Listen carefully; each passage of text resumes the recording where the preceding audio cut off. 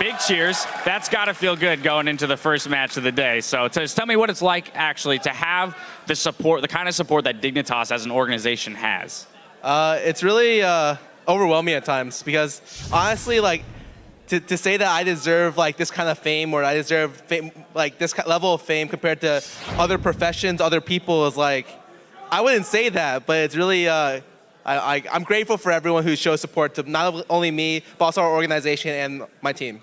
Absolutely. Now, to talk more specifically about this match, Dignitas, you guys are the first team now to stack up against this CLG sub-roster. So talk to me a little bit about how you prepare, if at all, and the steps you guys took to get to this match. This is actually probably the hardest draft we've had to do this year because it's literally like, well, half these players we're not even sure what they want to play. So I'm pretty sure they're gonna go into this game like pretty solo queue-ish style. I feel like our job is just to control variables in the draft phase and go into the game and just beat them with being a stronger team. Like, I think the only way we lose this game is if we get dragged into the mud and gets really, really chaotic team fights or small skirmishes. So we're just hoping to take this one really clean, really quickly, and move on to the next game.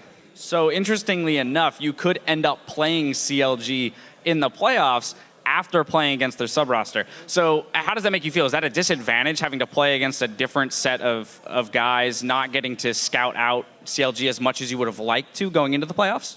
I don't really think so. Going into this week, we were willing to scrim against every single team in LCS, mainly because we feel like there's such a big gap between now, this Super Week and playoffs, which is at least 3 weeks, if not 4 weeks, that any kind of knowledge you can get right now will only be pretty rudimentary. Like, at best, you get like some kind of grasp on their team and how they play, but nothing that really sticks with you for 3 weeks. Like, in 3 weeks, everything could change. All right, and the final question is that you have clinched a spot in the playoffs, so there's at least that much. But talk to me a little bit about the importance of positioning, matchup, side choice, things like that going into these big best-of-5 series.